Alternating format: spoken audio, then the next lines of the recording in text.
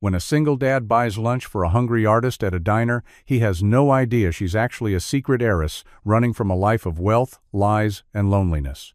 Before we dive in, hit that subscribe button and drop a comment. Where in the world are you watching from?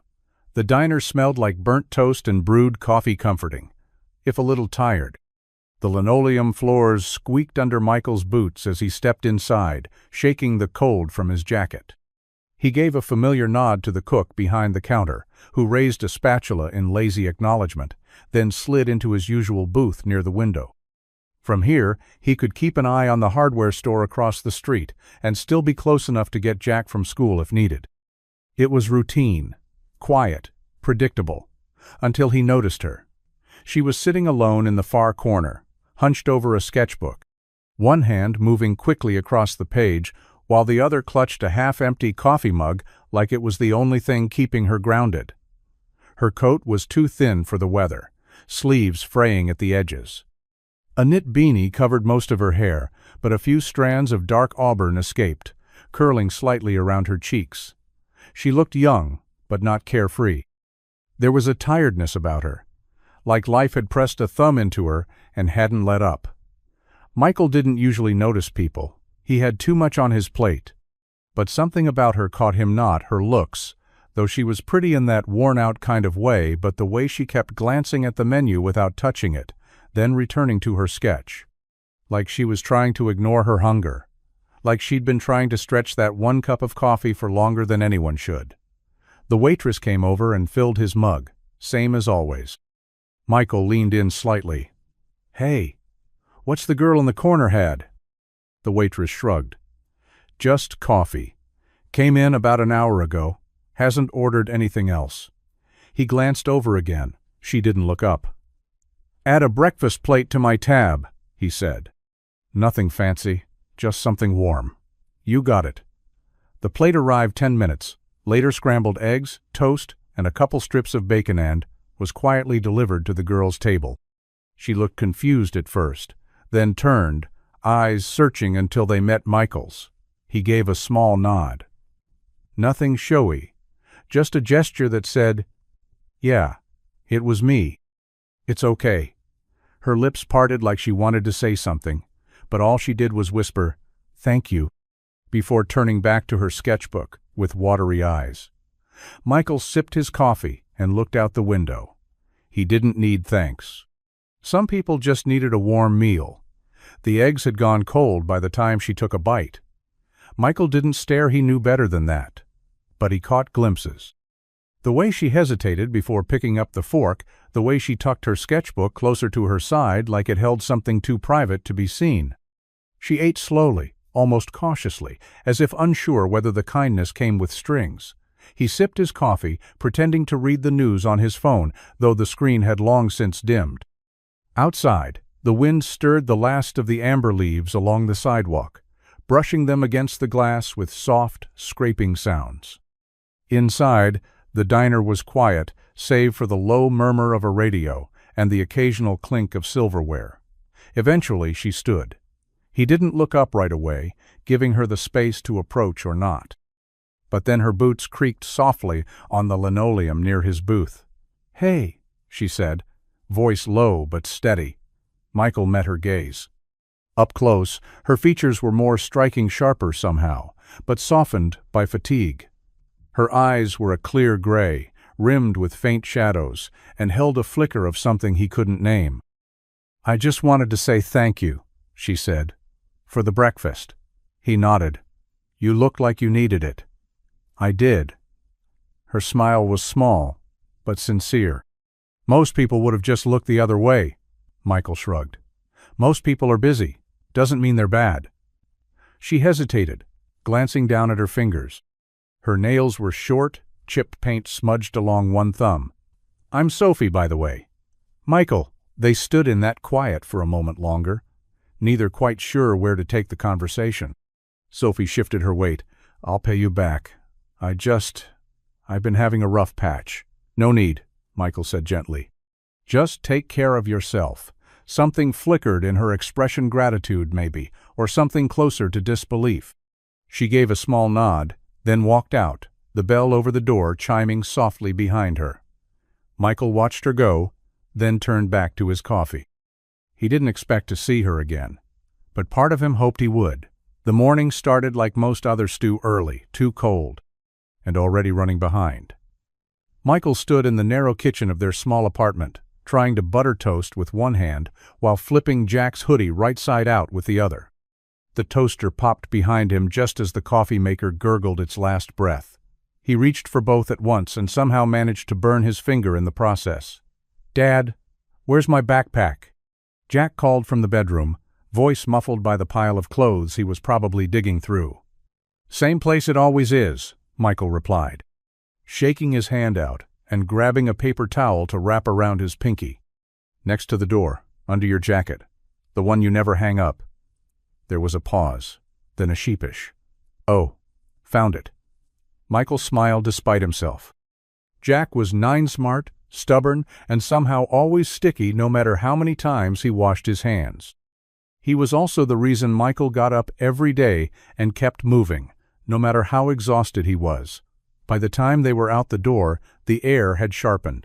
Jack walked beside him, backpack bouncing with every step, talking non-stop about a science project involving baking soda and vinegar. Michael listened, nodding along, even though his mind was already at the hardware store running inventory, fixing the register, dealing with Larry from plumbing, who never labeled anything right. They reached the school just as the bell rang. Jack gave him a quick hug, then bolted through the front doors without a glance back. Michael stood there a second longer, watching the swarm of kids funnel into the building. Then he turned, shoved his hands in his jacket pockets, and started toward the store. The hours dragged. The heater was acting up again, the delivery truck came late, and someone returned a set of power tools they'd clearly used and decided they didn't need. Michael didn't argue. He just processed the return, restocked the shelves, and moved on. By 5, he was back outside, breath clouding in the air as he waited at the school's side gate. Jack came running, arms wide, face bright. "Guess what? My volcano exploded all over the teacher's desk."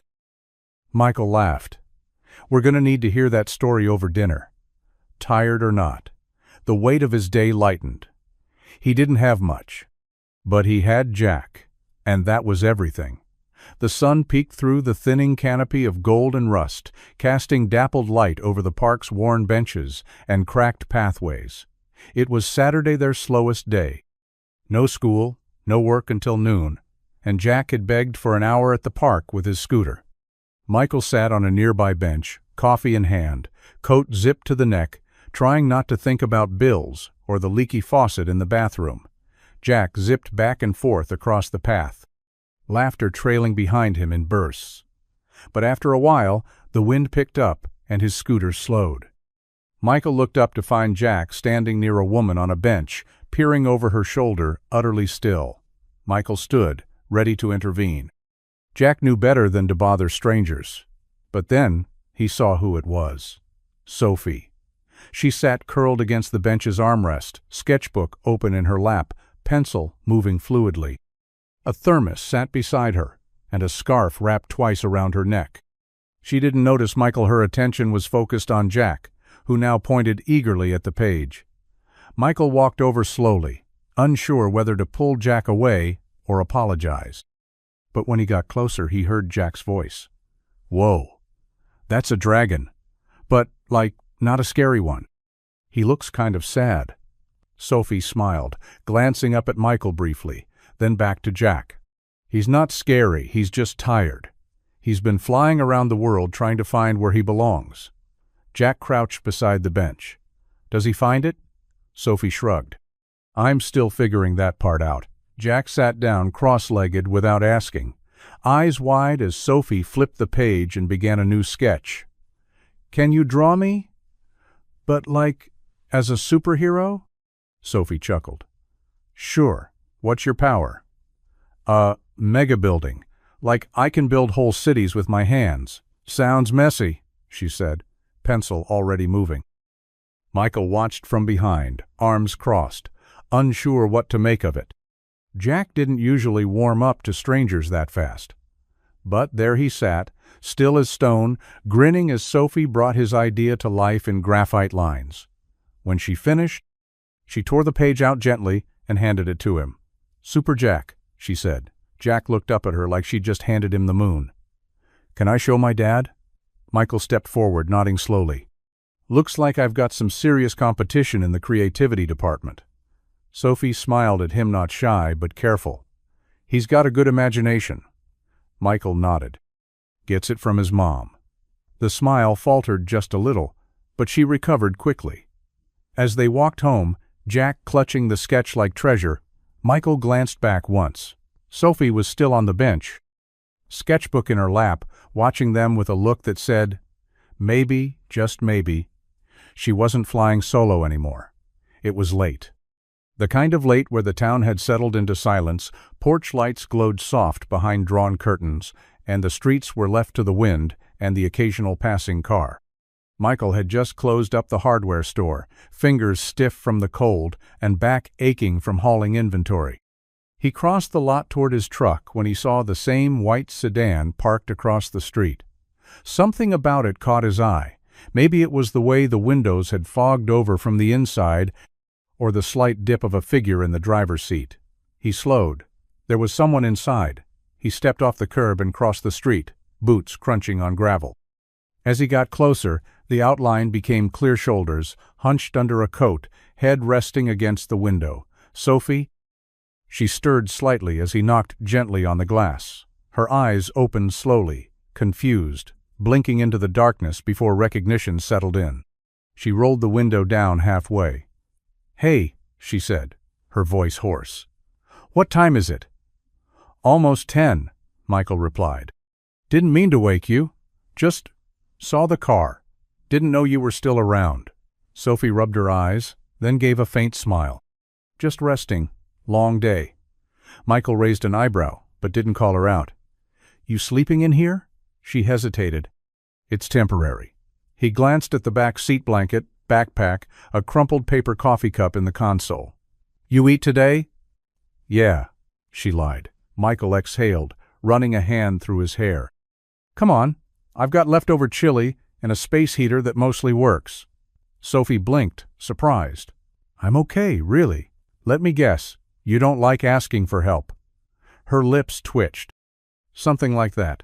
Well, good news you're not asking. I'm offering." For a long second, she said nothing. Then she sighed and reached for the keys. "Just for a little while." Michael nodded, stepping back so she could pull out of the spot. He didn't press her, didn't ask questions. He just led the way, headlights following his truck through the quiet streets. It wasn't much a warm meal, a couch, 4 walls, but sometimes a stranger's kindness didn't need to be more than that.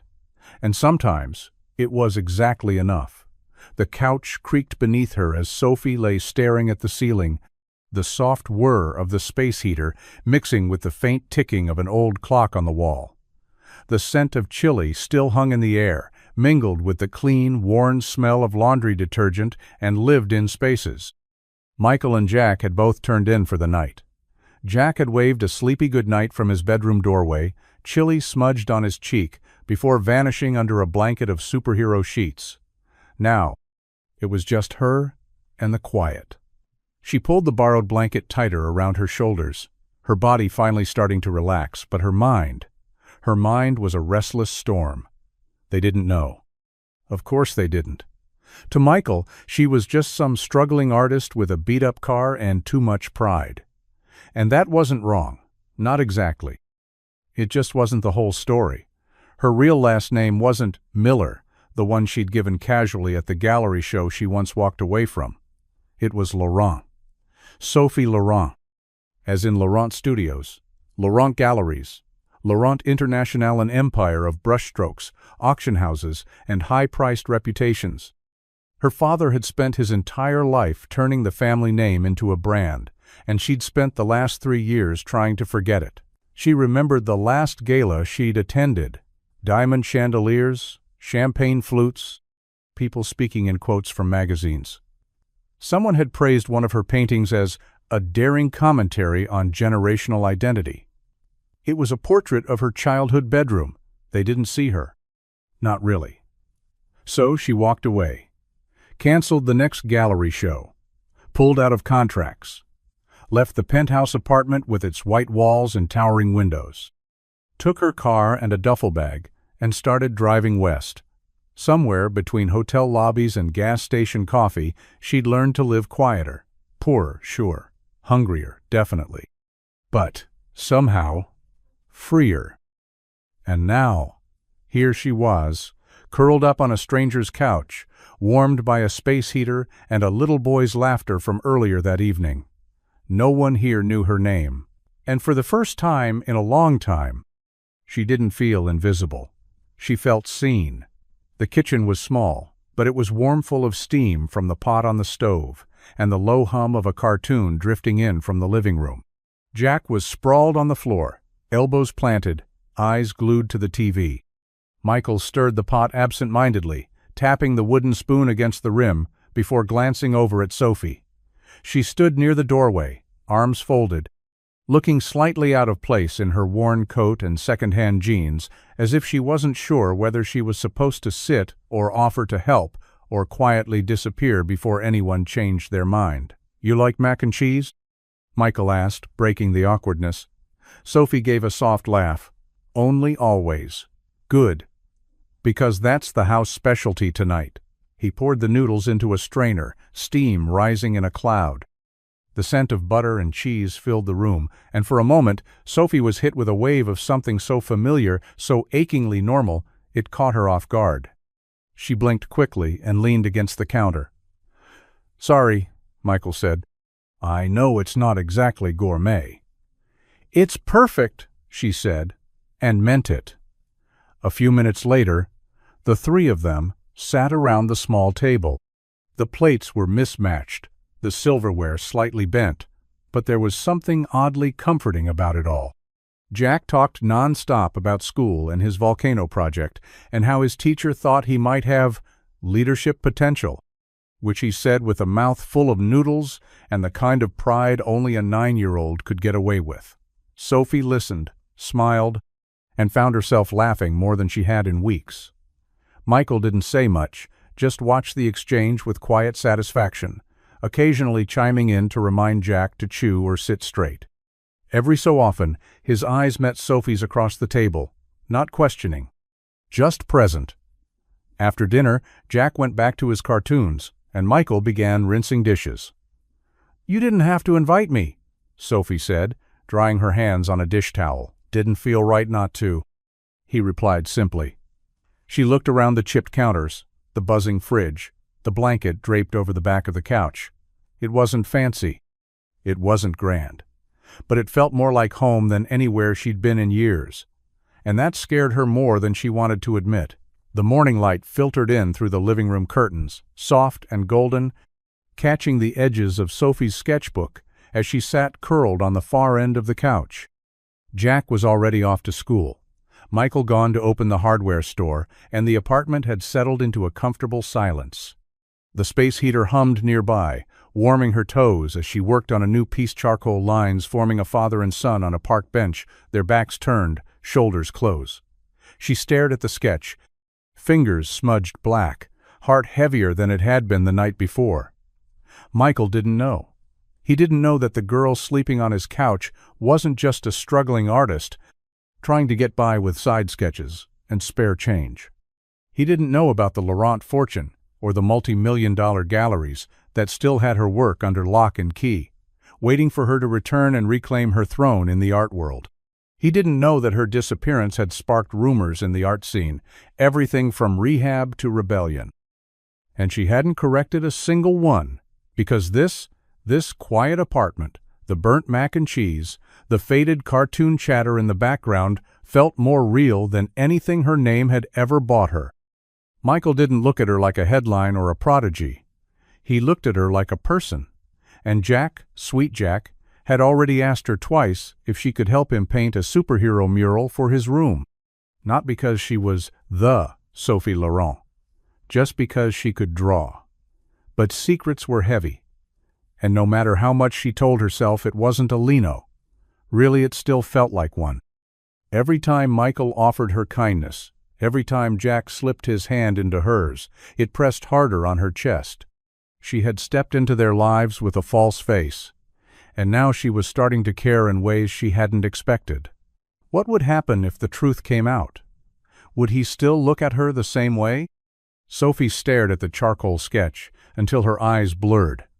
What he didn't know might keep her safe, but it also might cost her everything. The days began to blend together, not in a dull way, but in that comforting, slow rhythm only small towns seem to know. Morning walks to school with Jack. Coffee brewed a little too strong in the chipped pot, and the steady hum of Michael's truck pulling out of the lot by 7:45. Sophie found herself waking earlier, not because she had to, but because it felt right to. She'd begun sketching in the corner of the living room, her legs tucked beneath her, the window cracked just enough to let in the crisp scent of autumn. The space became hers in a quiet, borrowed kind of way. She never said as much, and Michael never made it official. But every morning there was a clean mug set beside the coffee pot. Every evening, Jack handed her a crayon and asked if she'd draw with him before dinner. Little things. Soft welcomes. At first, she tried to keep her distance to stay out of the way. But distance was hard to maintain when Jack started leaving his comic books near her sketchpad, or when Michael made enough food for 3 without saying a word. Routine pulled her in like a tide. During the day, she'd help around the apartment. Nothing dramatic, just dishes here and there, sweeping when she could. Once, she folded a basket of laundry Michael had left half-finished on the couch, and the next day, without a word, he left another one there. She took it as a quiet thank you. Evenings became her favorite. Jack would chatter about his day, while she sketched superheroes with capes twice their body size, and Michael would listen from the kitchen as he stirred pasta or reheated leftovers. They'd all eat together, sometimes in front of the TV, sometimes at the table.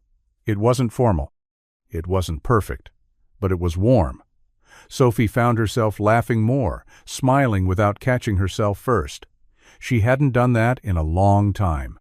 And while she still hadn't told them everything, still wore her past, like a sealed envelope, at the bottom of her bag, she was starting to feel something terrifying. She was starting to feel like she belonged. It started with a school project. Jack was sitting cross-legged on the living room rug, laptop propped open, his brows furrowed in concentration.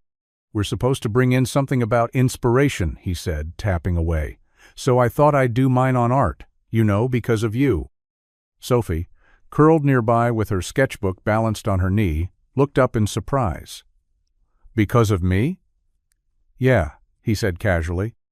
"You're the best artist I've ever met. Mr. Clark said we should find an artist we admire, so I figured, why not someone I actually know?" Her heart twisted in her chesticle parts, warmth and panic. "That's really sweet, Jack." He grinned, not catching the tension in her voice. "I couldn't find anything when I searched Sophie, though. So I just looked up artists who draw like you." That made her stomach drop.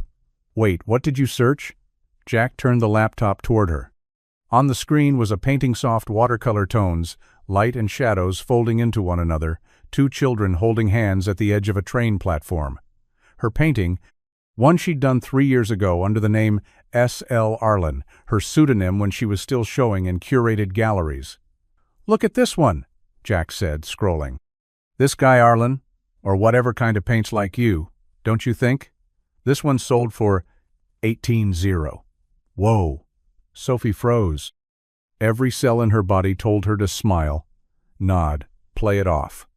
But her hands tightened around her pencil, knuckles pale. "Yeah," she said carefully. "I've seen their stuff before. Pretty wild, right?" Jack nodded, already moving on, distracted by another piece. "Do you think you could paint like that someday?" Sophie forced a small laugh. "Maybe, if I get really lucky." He grinned and clicked the lid shut. "I'm totally going to show your sketches to Mr. Clark tomorrow." "Sure," she said quietly. "Just keep it between us, okay?" Jack didn't even question it.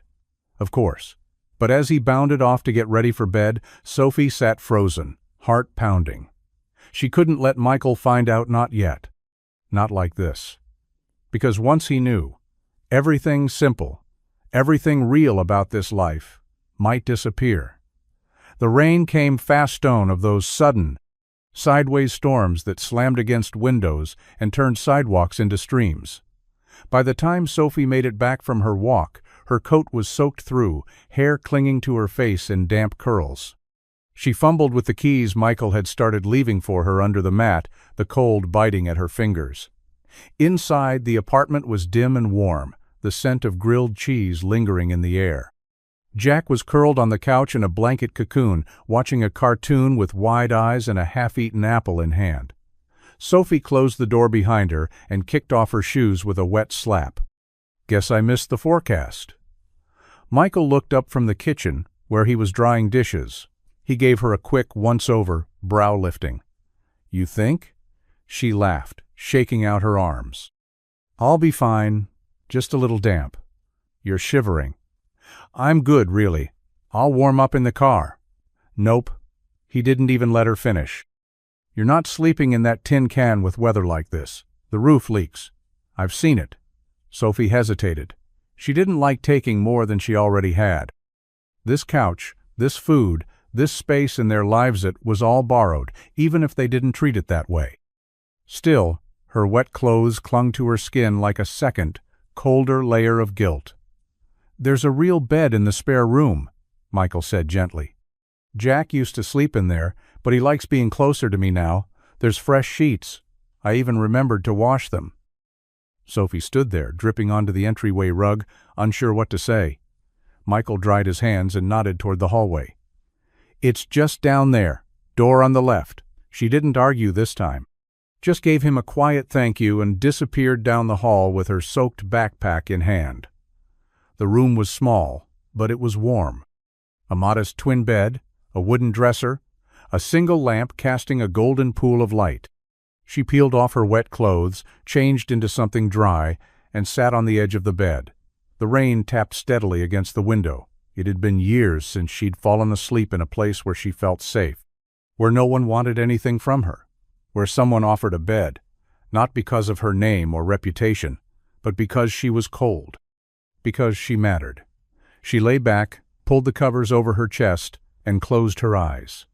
For the first time in a long time, home didn't feel so far away. The phone rang just after noon, breaking the silence of the spare room. Sophie stared at the screen, heart seizing in her chest when she saw the name flash across the top. Ellis West, Monroe Company Gallery. She hesitated. The easy thing would have been to let it go to voicemail, but something made her answer. "Hello?" "Sophie," Ellis said, voice smooth and practiced, like nothing had changed. "God, it's good to hear your voice." She leaned back on the edge of the bed, her fingers tightening around the phone. "Ellis, hey, I know this is out of the blue," he continued, "but we've been trying to reach you for weeks. Your agent's been dodging calls, your website's down. Frankly, people are starting to think you've vanished." She laughed softly, nervously. "Not vanished, just needed some space." "Well, wherever you are, I hope it's inspiring. Listen, we've had 3 collectors ask about your latest work. And there's an opening coming up next month at the Manhattan location. A big one. We'd love to have you headline it." Sophie stared at the floor, the pattern in the old carpet suddenly too sharp. Her heart thundered, but not from excitement, from panic. "I'm flattered," she said, voice even. "Really, but I'm not ready. Not yet." A pause. Ellis didn't push nod at first. "Is this about your father? The press? Look, we can control the narrative. You can use the pseudonym again, or not. We'll take care of you." She closed her eyes. Control the narrative. That's what it always came down to. Spin the story, sell the illusion, keep the value of the brand intact. "I just need more time," she said, forcing her voice to stay steady. "I'm working on something, but it's not ready. I'm not ready." Another pause. This one longer. "All right," Ellis said. "But Sophie, they haven't forgotten you. People still care. Just don't stay hidden forever." When the call ended, she set the phone on the bed beside her and stared at the worn, Hand-drawn superhero sketch Jack had taped to the wall. She could go back tomorrow and reclaim everything. But for the first time, she wasn't sure she wanted to. The apartment smelled faintly of smoke and sugar, never a good sign. Michael stood at the stove, holding a rubber spatula like it might surrender if he just glared hard enough. The cake was, well, it was technically a cake. Sort of. More of a lopsided sponge with a crater in the center and edges that looked dangerously close to charcoal. Jack's birthday banner drooped from one end of the wall, and a handful of dollar store balloons floated near the ceiling, bobbing with every draft. Jack wouldn't be home from school for another hour, and Michael was already on Plan D. He wiped flour from his jeans and muttered to himself, "How do people mess up boxed cake mix?" From the doorway, Sophie tried to hide her laugh. "Want me to be honest or supportive?" Michael turned, holding up the smoking pan like evidence. "Brutally honest. It looks like a meteor hit a sponge." He smirked and set the pan down with a sigh. "I wanted it to be perfect. Last year, I forgot to buy candles and we ended up using tea lights from the emergency kit. Sounds kind of charming.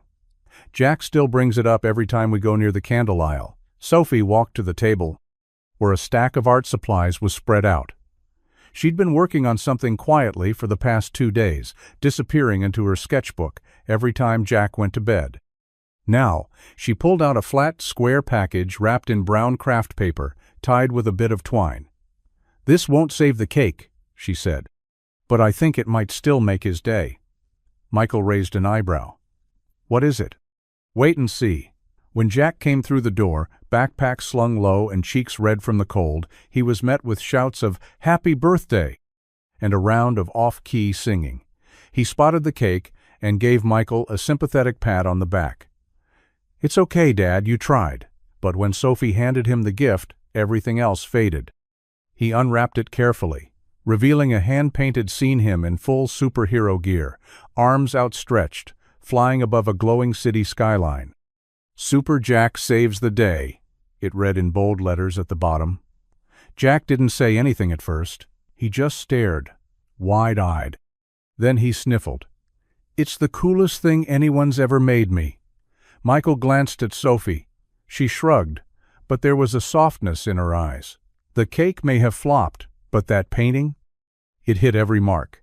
The rain had stopped, but the air still carried the scent of damp concrete and wet leaves. Inside, the apartment was quiet. Jack had fallen asleep hours ago, curled up in a blanket burrito after a day filled with birthday sugar and laughter. The last candle from the lopsided cake flickered on the kitchen counter, casting a warm, flickering light over the room. Michael opened a bottle of wine he'd been saving for some forgotten occasion, the kind with a twist-off cap and a label that promised more heart than flavor. He poured 2 mismatched glasses and handed one to Sophie, who sat cross-legged on the couch, paint still faintly smudged on her wrist. "To Jack?" he said, raising his glass. Sophie clinked hers softly against his. "To meteor cakes and superhero birthdays." They drank in silence for a while. The wine was tart and cheap, but it went down smooth enough. Outside, the wind rustled the trees, but in the apartment, the world felt still. Sophie stared at her glass, then at the flickering candle. "Do you ever wish you could just start over?" she asked quietly. Michael looked at her. "Every day." She smiled, but it didn't reach her eyes. "I used to think I had everything figured out.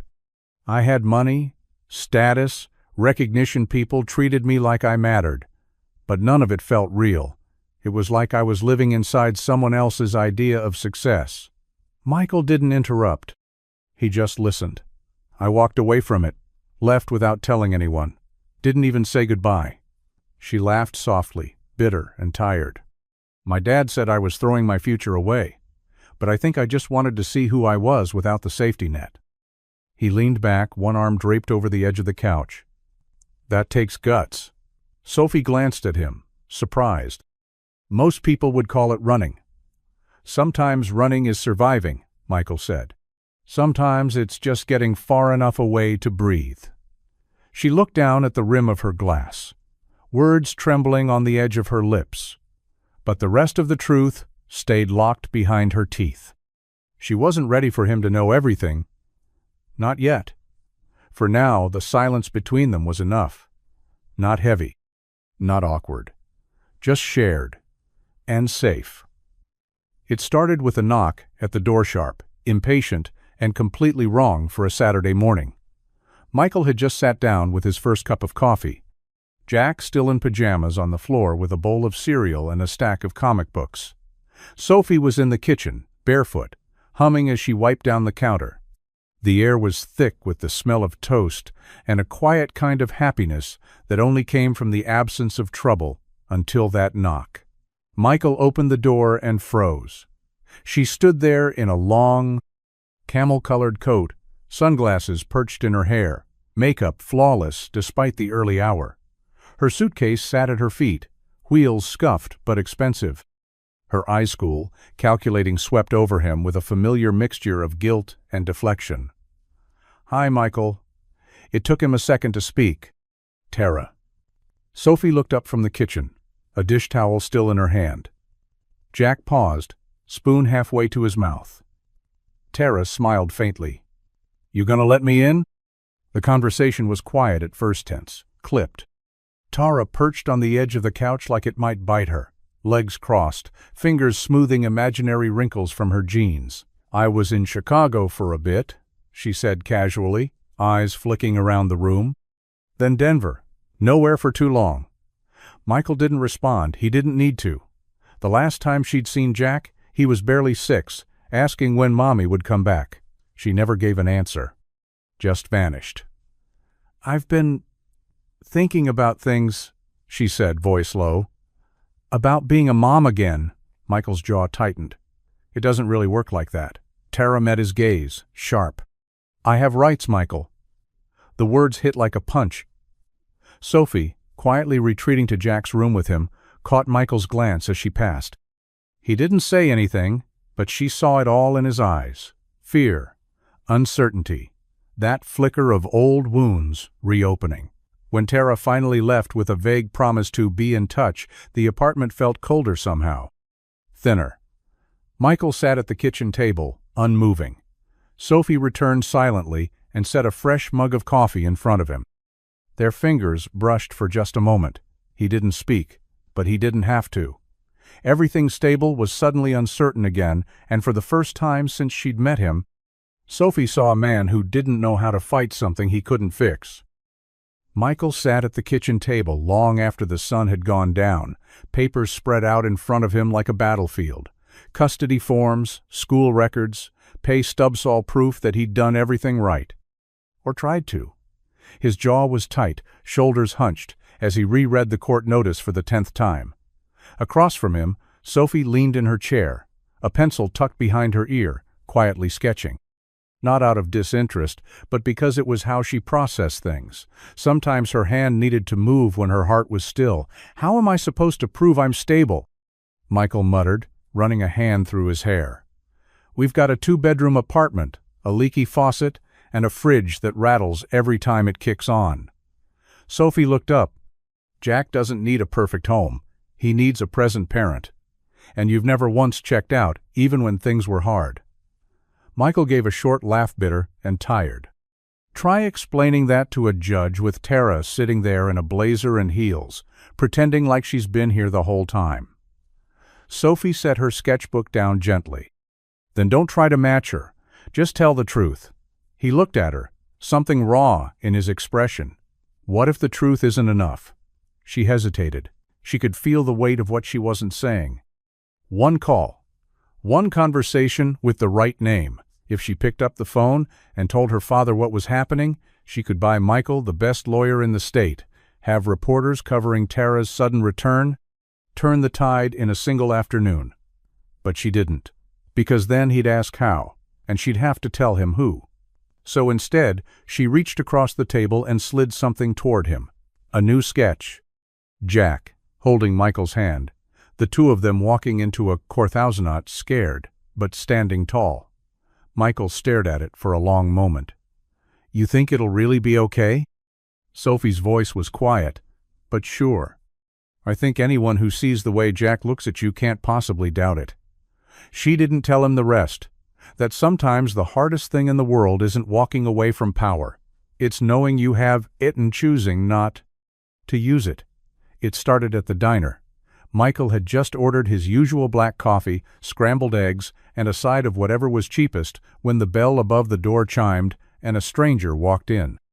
Not unfamiliar in the usual way, out-of-towners looked, but polished. Pressed slacks, shiny shoes that didn't belong on cracked pavement, and a messenger bag slung across one shoulder. He scanned the room like he was looking for something or someone. Michael barely gave him a second glance, until the man said, "I'm looking for Sophie Laurent." The name dropped like a hammer. The waitress blinked. "Sorry, who?" The man smiled, smooth and practiced. "Artist. She's been missing from the scene for over a year. Some say she disappeared.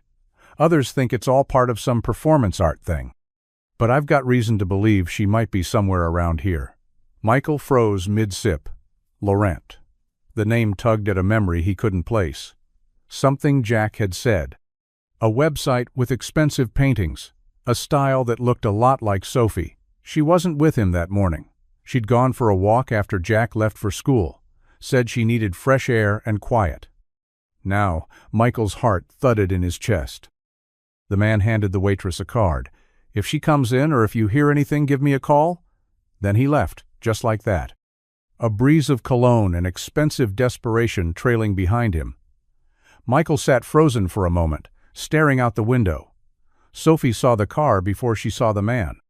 A sleek black sedan, parked near the town square, definitely not local. When she spotted him talking to the bakery owner with a notebook in hand, her stomach dropped. Ellis must have leaked something. Panic rose fast, tight in her throat.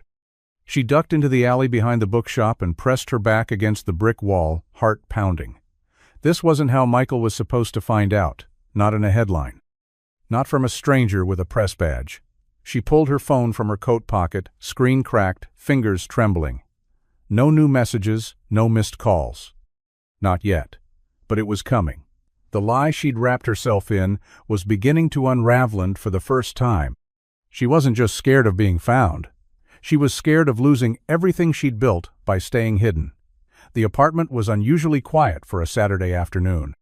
Rain tapped steadily against the windows, and somewhere in the kitchen, the old fridge kicked on with a familiar rattle.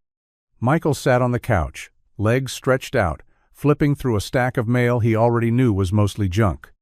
Jack sat cross-legged on the rug, his tablet balanced on his knees, face lit by the blue glow of the screen. "Dad," Jack said suddenly, not looking up. "Come look at this." Michael set the envelopes aside and leaned over.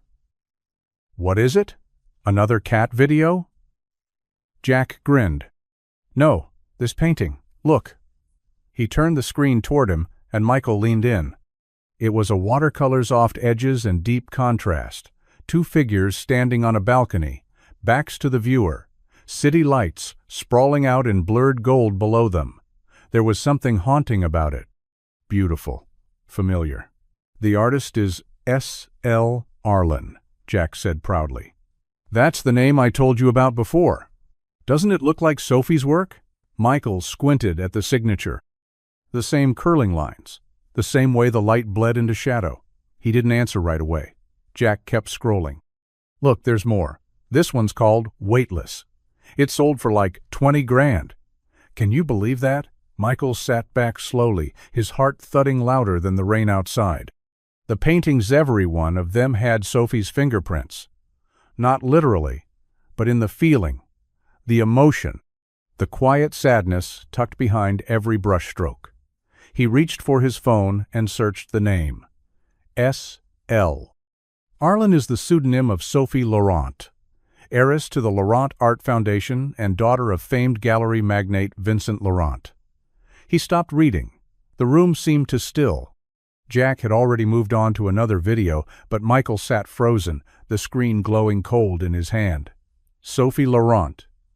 Not Sophie Miller. Not the struggling artist who'd shown up in a beat-up sedan. An heiress. A ghost from the elite world of art collectors and velvet ropes. And she'd been here all along, living in his spare room, eating mac and cheese, helping Jack with his drawings, never saying a word. He stood slowly, phone still in his hand, and looked toward the hallway where Sophie had gone to lie down an hour earlier. And, for the first time since she arrived, Michael didn't know who she really was. She heard the front door close harder than usual, the kind of slam that wasn't quite angry but wasn't accidental either. Sophie sat up on the bed, her sketchbook slipping off her lap and thudding onto the floor. Something in the air had shifted. When Michael walked into the room, he didn't speak right away. He stood in the doorway, phone in hand, shoulders stiff, jaw tight.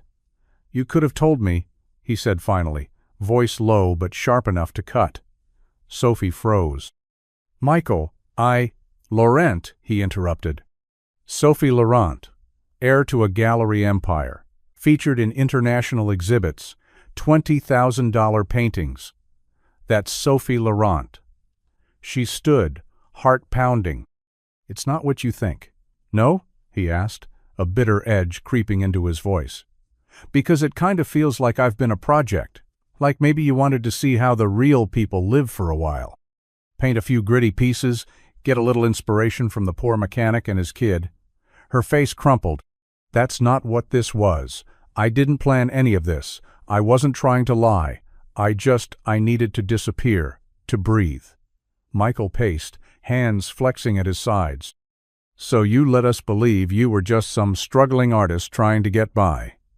Let Jack fall in love with the idea of you. Let me—" he trailed off, shaking his head. "You made us think we knew you." "You do know me," she said, voice cracking. "The girl who drew superheroes with your son, who ate burnt cake and laughed at your awful jokes, who felt safe here for the first time in years." That was real. He looked at her, eyes full of something she couldn't name. Disappointment. Hurt. "I opened my home to you," he said. "I let you into my life. And I didn't deserve that," she whispered. "But I didn't come here to deceive you. I came here to stop being someone I never chose to be." For a long moment, neither of them spoke. Finally, Michael exhaled and stepped back from the doorway. "I need space, Sophie." The way he said her real name felt heavier now. Final. She nodded, tears welling but unspilled. He walked away, without looking back. And for the first time since she'd arrived, Sophie felt like a stranger in the place that had once felt like home. The city skyline rose like glass and steel bones against the gray sky, polished and cold. Sophie leaned her head against the window of the Blacktown car as it glided through the familiar streets of Manhattan, each turn scraping against something raw inside her. The world she had left behind was still here unchanged, untouched by the months she'd spent in a quiet town, full of honest people and second-hand warmth. She hadn't said goodbye. Michael had barely looked at her when she packed the last of her things. Jack had been at school. She'd left a sketch on his desk, Super Jack, with his cape fluttering in the wind, standing on top of a cartoon mountain, her number scribbled in the corner. But she hadn't expected a call. The doorman greeted her by name as if nothing had happened. The elevator hummed, mirrors gleaming, and when she stepped into the penthouse, it smelled exactly the Sam Lemon polish, linen, the faintest trace of whatever luxury candle her father insisted on burning year-round. Nothing out of place, no trace she'd ever left. Vincent Laurent was already in the sitting room, reading the Times with a glass of expensive scotch untouched on the table beside him. He didn't rise, just glanced over the top of the page. "So," he said, "done finding yourself?" Sophie didn't respond. She dropped her bag by the door and crossed the room slowly, every step echoing louder than it should. "You're trending again," he added, folding the paper. "Some reporter says you were hiding out in the Midwest, posing as a nobody. I assume that's true." "I wasn't posing," she said quietly. "I was living." He gave a dry chuckle. "Living where the rent is 3 digits and everyone owns a truck? Come on, Sophie." She sat, suddenly exhausted. "They were good people, Dad. Kind, honest, and broke," he added. "You had a future here. You still do. Ellis wants to schedule an exclusive. We can spin Brand the whole disappearance as a sabbatical. Artists love mystique." She stared out the window. The city pulsed below millions of people, none of them knowing who she'd become. She had the life most people dreamed of, and she had never felt less like herself. But for now, she was back. Back to silk gowns and gallery lights. Back to being Sophie Laurent, the name the world admired. Even if her heart was still in a diner in a small town that didn't know her name at all. The gallery buzzed with the low hum of champagne flutes, murmured critiques, and the soft shuffle of polished shoes over marble floors. Spotlights cast halos on white walls, each painting framed in sleek black, spaced just far enough apart to make each feel sacred. The crowd was thick with familiar faces, critics, collectors, socialites, dressed like walking editorials. But Sophie stood apart, tucked near a corner, with a glass of untouched Prosecco, heart hammering beneath her designer dress. She hadn't wanted to do this, but she had to. Her father called it a comeback. Ellis called it a career resurrection. The press called it the reawakening of S.L. Arlen. But Sophie called it the family I found. Each canvas on the wall told a story. Not loud or abstract, but quiet, intimate moments captured in watercolor and charcoal. Jack in superhero pajamas, cape too long, grinning at something just outside the frame. Michael, sitting at a kitchen table in the morning light, face half-shadowed, strong hands wrapped around a chipped coffee mug. The living room with a flickering cartoon on the screen and two silhouettes on large, one small leaning shoulder to shoulder on a couch, too small for either of them to stretch out. None of it was posed. None of it was from photographs. She had painted from memory. From the ache of what she had lost and the warmth of what she had stumbled into, people walked by the pieces, murmuring words like intimate, human, and devastatingly warm. A well-known collector turned to Ellis and whispered, "Who are they?" gesturing toward a portrait of Michael tying Jack's shoes. Ellis shrugged. "She won't say. Told me they're no one anyone knows." Sophie heard him. She said nothing. Because they weren't no one. They were everything. At the center of the room stood the final piece larger than the rest. A quiet scene. A woman standing in a doorway, suitcase in hand, watching a man and boy laugh in the kitchen, unaware she's there. The light hits the boy's face just right, joyful, open. The man's back is turned, mid-motion, a dish towel slung over his shoulder. The door I couldn't close. People stared, hushed and reverent. But Sophie didn't look at the painting. She looked at the empty space beside her, and wondered if he'd ever forgive her enough to fill it again. Michael sat at the kitchen table long after Jack had gone to bed, the only light in the apartment coming from the overhead bulb that flickered when the wind hit just right. The place was quieter these days, cleaner, too, but not in a good way. It felt too still, like something had been taken out and never replaced. A blank sheet of paper sat in front of him, untouched for over an hour. The pen in his hand had been clicked and unclicked enough to drive anyone mad, and still, the words wouldn't come the way he wanted them to. Finally, he sighed and started writing. "Dear Sophie, I don't really know what to say. I've started this letter 5 times already, and every version makes me sound either too angry or too hurt. Truth is, I don't even know what I am anymore. Confused, mostly. Disappointed, yeah, but also, I miss you. I keep thinking about that night wine and bad jokes and how you looked when you were finally letting yourself laugh. And I wonder if that version of you was real, or just a version you gave us because it was safe to do so. Jack asks about you more than he lets on. He pretends he's fine, but he still sets aside crayons for you when we draw together. He says you were the only grown-up who ever took his superhero seriously. I guess what hurts most is that I thought we were building something honest. Turns out I didn't even know your last name." He stared at the page, the ink already beginning to smudge from where his hand had rested too long. He folded it carefully and tucked it in an envelope. Wrote her name on the front. No address, no stamp, just her name. Then he put it in the drawer. 3 days later, Jack stood in front of the mailbox, holding a folded piece of paper and a drawing of his own. A crayon version of Sophie, standing between him and Michael, all three of them, holding hands, smiling under a crooked sun. He sealed it with tape and scrawled in block letters, "To Sophie. Find her." Then, with the unwavering faith only a child could muster, he slipped it into the mailbox and slammed the door shut. He didn't tell his dad, but he believed she'd know it was from him. And he believed she'd come back. The studio lights were blinding, the kind that made everything feel sharper, more exposed. Sophie sat in the crisp white chair across from the host, palms resting in her lap, breath steady but shallow.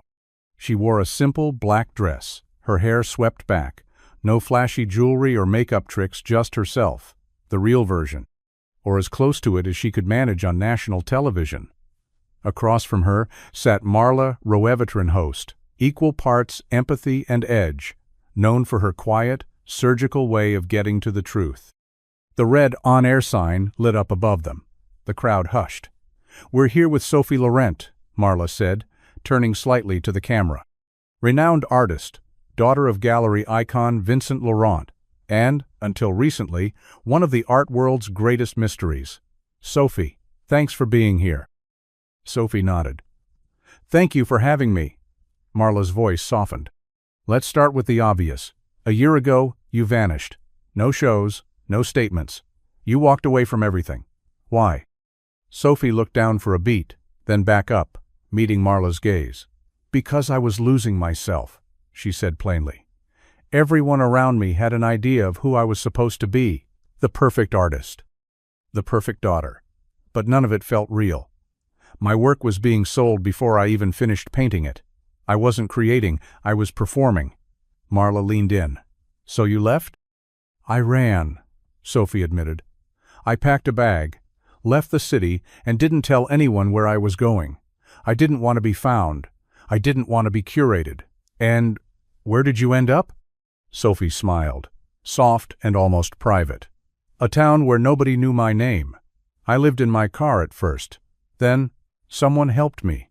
A man, a mechanic, a single dad." The crowd was silent. He didn't care who I was. He offered me a warm meal, a couch, a place to feel human again. His son taught me how to laugh when I'd forgotten how. They showed me what it means to be seen without being judged. Marla tilted her head. "Do they know you're speaking about them now?" Sophie hesitated. "I don't know. We haven't spoken since I left. And if they're watching?" Sophie looked into the camera, heart in her throat. "I'm sorry. I should have told the truth sooner. But what we had, it was the most honest thing I've ever known. And if you're watching, Michael, Jack, just know that I carry you in every brushstroke." She paused. "You didn't just save me. You reminded me who I really was." The audience didn't clap. Not yet. It wasn't that kind of moment. It was the kind that sat in your chest and didn't let go.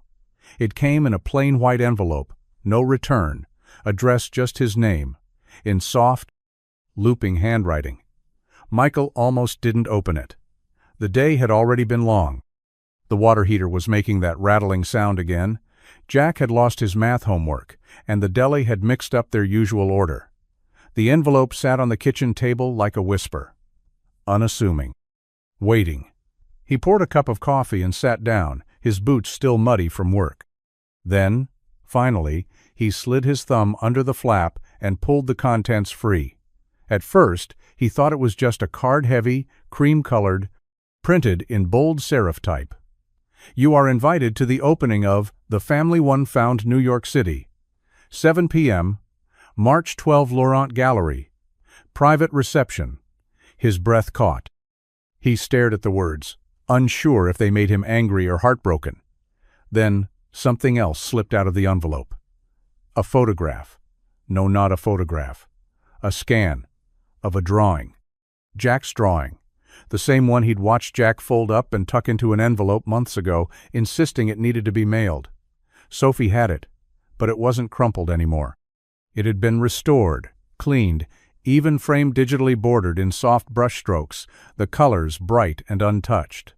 Below the image, a new title had been added in careful printed lettering. "My Real Family, Jack, age 9. Beneath it, in the corner, Sophie had signed her own name, Not S.L. Arlen. Not initials or pseudonyms. Just Sophie. Michael stared at it for a long time. The little stick figures holding hands. The sun too big in the corner. Her crooked smile drawn in purple crayon. It was the kind of thing only a child would think to send, and only someone who understood its meaning would keep. He set the invitation down slowly, pressing his palm over the drawing like it might steady him. He didn't know what he felt, but he knew one thing for sure. She remembered, and she still wanted him to see. The bus hissed as it pulled away from the Bussen of Road Bridedadat. Curb, leaving behind a cloud of dust and diesel. Sophie stood on the edge of 4th Street, duffel bag slung over her shoulder, her breath curling in the cool morning air. The town looked smaller than she remembered, but somehow more alive. The kind of quiet that didn't feel empty, just settled, familiar. No cameras followed her. No publicist waited with an itinerary. No press. Just her. She adjusted the strap on her shoulder and started walking, boots crunching over the sidewalk cracks she'd memorized in silence months ago. The bakery still had that crooked "open" sign in the window. The barbershop's red and white pole spun lazily. Someone down the block was mowing a lawn far too early. Everything was the same, except her. She'd traded the silk and spotlights for denim and second chances. Her coat was old now, her hair pulled into a loose bun that didn't try too hard, and she didn't wear her name like a mask anymore. As she passed the diner, her steps slowed. The same booth in the corner sat empty. She could almost see herself there, head down, sketchbook in hand, hoping no one would ask too many questions. Back then, she'd been running from something. Now, she was walking toward it. She crossed the street to the apartment building, heart thudding louder with each step. It was early. Michael might still be asleep. Jack may be getting ready for school. She didn't know if she'd knock. Didn't know if she'd be welcome. Didn't know if it was too late. But she was here. Not with headlines or explanations. No press release. No big gesture. Just a duffel bag. And hope. She paused at the foot of the stairs and looked up at the door she'd walked through so many times before. Her fingers brushed the strap of her bag. For the first time in a long while, she wasn't running. She was coming home, if they'd let her. The knock on the door came just after sunrise, soft, almost hesitant.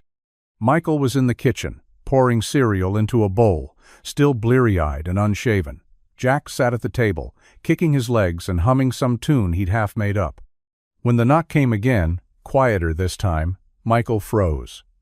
It wasn't the kind of knock you got from a neighbor. It was the kind that carried weight. He opened the door slowly, heart already bracing. There she was.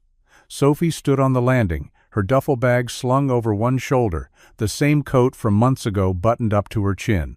She looked older, somehow more tired around the eyes, but there was something different too. Softer, settled, like she'd finally made peace with something inside herself. "Hi," she said, voice barely above a whisper. Michael didn't move, didn't speak. Sophie swallowed. "Two didn't come here to make things complicated. I just wanted to see if—" She glanced past him toward the hallway. "If Jack's okay." Behind Michael, there was the quick shuffle of socked feet on wood. Jack peeked around the corner and froze. For a second, no one moved. Then Jack bolted forward, arms flailing like wings. "Sophie!" Before Michael could react, Jack barreled into her, nearly knocking the bag from her shoulder.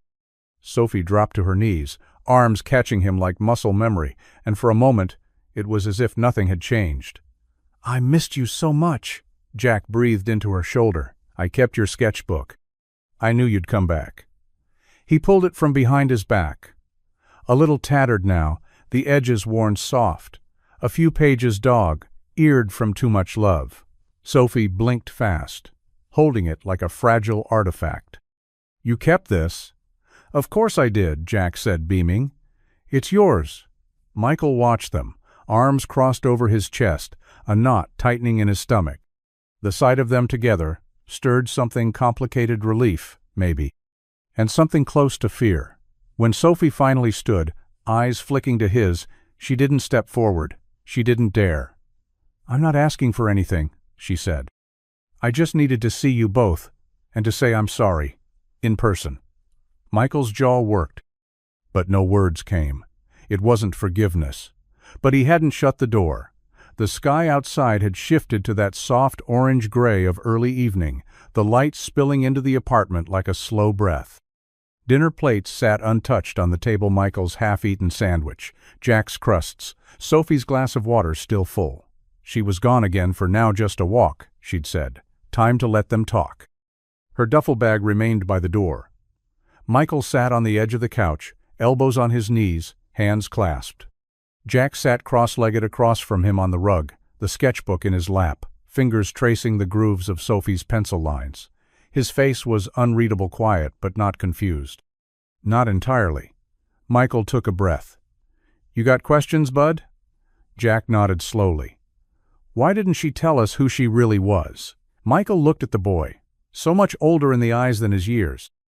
"I think sometimes people hide parts of themselves because they're scared. Not scared of us. Just scared of not being enough. Or scared of being too much." Jack frowned. "But she didn't have to lie." "No," Michael said gently. "She didn't. But adults grown ups we don't always get it right. We mess up, even when we care." Jack looked down at the sketchbook. "I don't care that she's famous.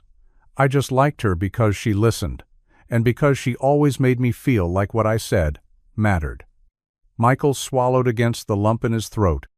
"That's because it does matter. To her, to me, and I think she left because she didn't know how to stay and be honest at the same time." Jack tilted his head. "Is she gonna leave again?" Michael paused, then shook his head. "I don't know, but I think she came back because she wants to try, and because she misses us." Jack was quiet for a moment, then softly, "Can we let her try?" Michael leaned back, gazing at the ceiling for a long moment. "Yeah, kiddo, I think we can." Jack smiled, small but certain. "I'm glad, because I think sometimes when grown-ups mess up—" Michael looked at him. "Yeah? They fix it, if they really want to." Michael reached over and pulled Jack into a hug, resting his chin on the top of his son's head. "Sometimes they do." The clink of silverware and the low hum of laughter filled the small apartment again, not loud, not forced, just steady, familiar. Sophie sat across from Michael at the dinner table, Jack between them, scooping up pasta with far too much grated cheese and barely any sauce. The TV was off. The world felt far away. The same wobbly table, the same flickering overhead light, the same mismatched plates, but everything had changed. Conversation came in easy waves. Jack talked about school, how he'd won a game of foursquare at recess, how Ms. Carter let him stay in from gym to draw. Sophie listened closely, smiling at all the right parts, her hands wrapped around a chipped blue mug of tea. Michael watched them both, his eyes softer now, though still guarded. Trust didn't rebuild overnight.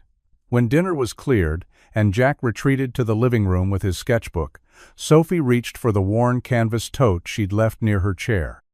She hesitated, fingers tightening slightly on the strap, then pulled something out, a wrapped, flat rectangle about the size of a serving tray. "I brought you something," she said, her voice quiet. "It's not much, but I started it the night after we met. Finished it a few weeks ago." Michael raised a brow. "You've been painting?" "Always, even when I didn't know what I was painting for." She slid the package across the table. He opened it slowly, peeling back the craft paper to reveal a canvas, framed in a simple wooden edge. It was The Diner on 4th Street. The painting captured that moment perfectly. The rain-slick sidewalk outside the diner window, her in the corner booth, eyes low over a sketchbook, steam curling up from a coffee mug. And him, just barely visible in the reflection on the glass watching her, offering warmth before he even knew her name. Michael stared at it for a long time, then back at her. "You painted this?" Sophie nodded. "That night changed everything for me. It reminded me what real kindness looks like, and what I'd been missing." Michael swallowed, looking back at the canvas. "It's beautiful," he said finally. She smiled. So was that moment. No one said anything for a while after that. They just sat there in the golden kitchen light, the hum of the space heater in the corner, and the soft scratching of Jack's crayons filling the quiet. And for the first time since she came back, it didn't feel like starting over. It felt like continuing something worth keeping. The night had settled soft and still over the town, wrapping the apartment in the kind of quiet that asked for honesty. Jack was asleep, his door cracked just enough to hear the faint rhythm of his breathing. The dishes were done, the painting of the diner now resting on the wall above the couch, looking like it had always belonged there. Michael stood by the window, arms crossed, staring out at the dark street. Sophie sat on the edge of the couch, hands folded, the room between them filled with things unsaid. "I never meant to lie," she said softly. "I didn't even mean to stay at first. It was supposed to be a week, just somewhere to be invisible for a while." Michael didn't move. "But then you and Jack, you made it impossible to leave." He exhaled slowly. "You had a whole other life, and you didn't think we deserved to know." "I didn't think I deserved you." The words came fast, raw. "You were good, real. I thought if I told the truth, it would ruin everything. And maybe it did." Michael finally turned to face her. His eyes weren't cold, but they were tired. "It wasn't the name, Sophie. It was the choice to hide it." She looked down. "I know." Silence stretched between them like a tightrope. Michael walked to the chair across from her and sat down, elbows on his knees. "I've been thinking a lot about second chances." She looked up, surprised. "They're not something people hand out," he said. "Not really. There's something you choose, every day, even when it's hard." Sophie's voice cracked. "Are you saying this is a choice?" "I'm saying, if we do this," he said, "it's not about who you were before, it's about who you are now. And if I let you in again, I need to know you're here not hiding, not halfway." She nodded slowly, tears brimming. "I am. I'm here." He reached for her hand, his fingers brushing hers, tentative but real. "I don't know if love's supposed to be easy," he said. "But I think it's supposed to be honest." She squeezed his hand gently. "Then let's start there." And in the space between old wounds and new hope, they chose each other carefully, imperfectly, but completely. Morning light filtered through the kitchen blinds, casting golden stripes across the floor. The smell of coffee lingered in the air, mingling with the soft clatter of Jack pouring cereal, his quiet humming filling the space like background music. Michael leaned against the counter, arms folded, watching Sophie stir milk into her mug like she'd done it 100 times before. Because she had. She was barefoot, hair still damp from the shower, wearing one of Jack's old t-shirts she'd borrowed to sleep in. And somehow she looked more herself now than she ever had in the gallery lights or that black dress on national TV. There were no walls left. No performance. Just her. And it scared the hell out of him. Not because he didn't want her here, but because he did.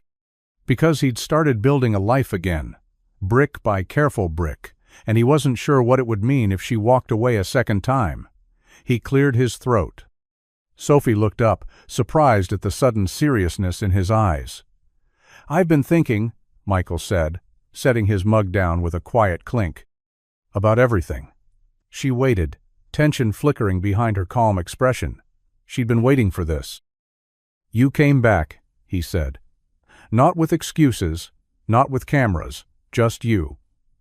I didn't want a second chance unless you wanted me to have one." He nodded. "Well, I do." Sophie blinked, startled. "You do?" "But this time," he continued, voice steady. "No secrets, no halves. You stay because you choose Tono, because you're hiding. And if you want a home, it's here, with us."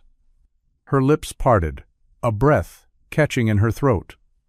"Are you sure?" Michael looked over at Jack, who had paused his cereal mission to eavesdrop from the hallway, his wide eyes hopeful. "Yeah," Michael said. "I'm sure." Sophie crossed the room slowly, duffel bag still by the door where she'd dropped it days ago, untouched.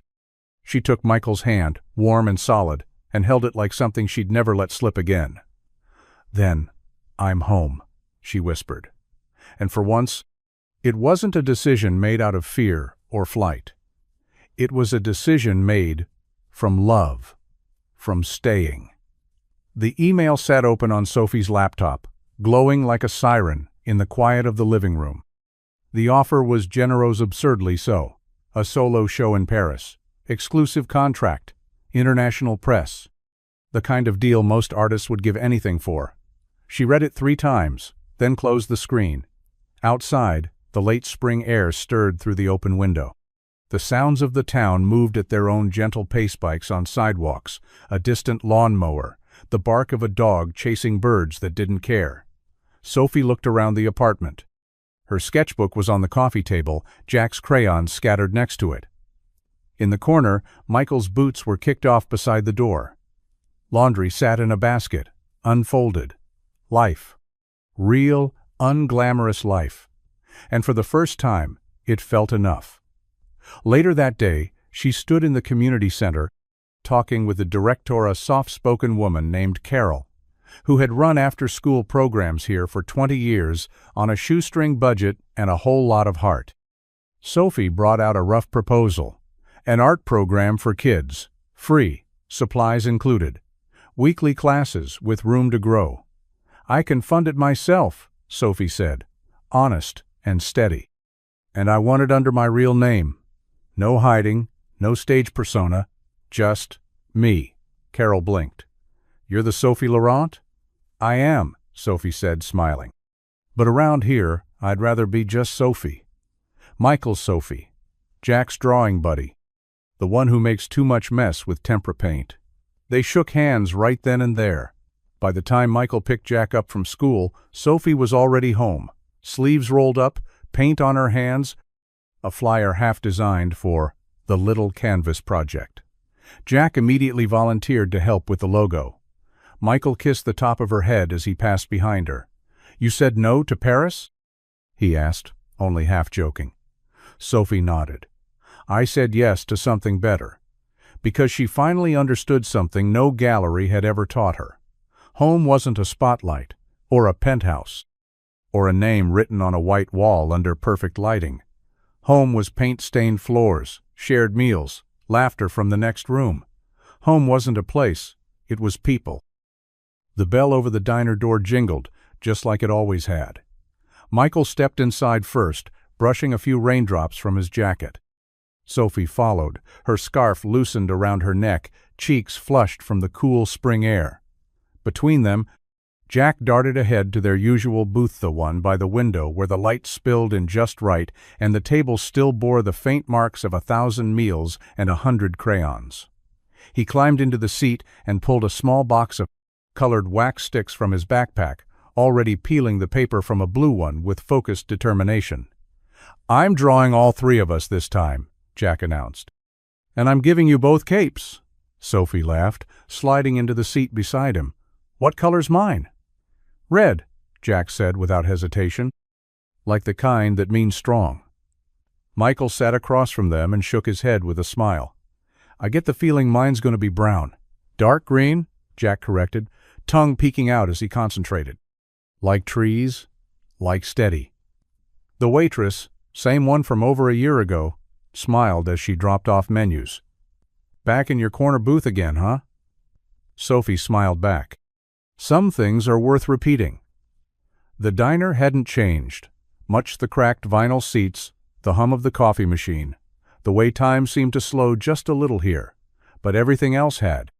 Sophie had a paint smudge on her wrist from earlier that morning, another class full of loud, joyful kids with wild imaginations. Michael had a calloused hand resting near his mug, still stained from work, but more relaxed now, steadier. And Jack? He was thriving, his laugh louder, his drawings brighter, his world safer. They ordered the same things as Beffer eggs, toast, too much bacon. But this time, no one was pretending. They talked about the art show at the community center, about Jack's latest school project, about nothing and everything. And when Jack held up his finished drawing 3 stick figures, arms outstretched, each wearing a cape that billowed in different directions, Sophie felt something tighten in her chest. Joy. Not fleeting, not borrowed, real. Michael looked at the drawing, then at her. "It's not perfect," he said, teasing. "No," Sophie said softly, "but it's ours." And as the rain tapped softly against the diner window and Jack leaned against her shoulder, crayons scattered across the table, Sophie smiled. The canvas wasn't blank anymore. It was full of mess and color and love. And this time, they were painting it together.